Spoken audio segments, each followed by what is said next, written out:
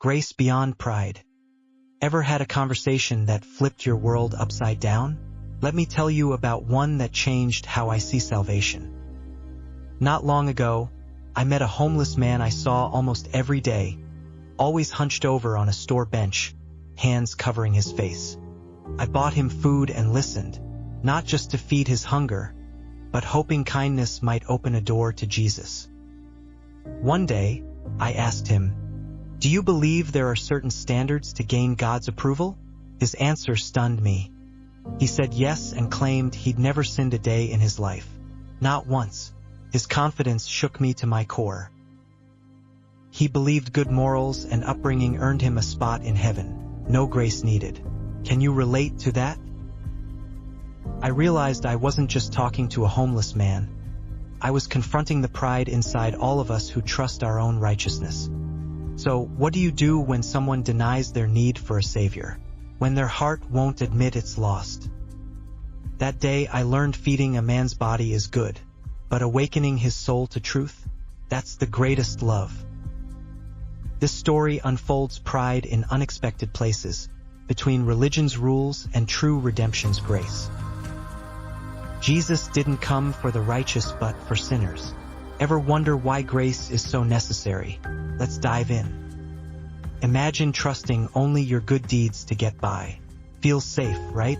But what about the moments you fail? The homeless man's pride mirrored a universal truth. We all try to earn approval, forgetting grace is free. But grace shakes things up. It calls us to admit we're lost, not self-sufficient. Difficult? Yes. Necessary? Absolutely. The real breakthrough, when we stop relying on ourselves and embrace the Savior who loves us as we are. So, next time you meet someone like him, remember, the heart's pride might hide behind the roughest surface. And what looks like lost pride might just be a soul desperate for grace, waiting for a gentle hand to reach in. This story isn't just his, it's yours, mine, anyone who's ever trusted their own goodness over grace. Salvation isn't a trophy you earn. It's a gift you receive when you admit you need it. So what about your heart? Are you clinging to your own righteousness or stepping into grace's embrace? If the story stirred something in you, don't just scroll past. Let it challenge you to rethink salvation. Because salvation isn't about perfect lives. It's about imperfect people meeting perfect grace. Remember the homeless man's story next time pride sneaks in. You're never too broken to receive grace. And if you're struggling to see your need, just ask. Because grace always waits to surprise the proudest heart. This conversation changed the way I see my own heart, and maybe it'll change yours too.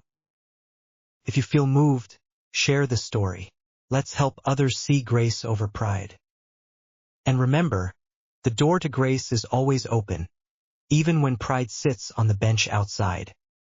So buckle up, because this story challenges everything you think you know about salvation.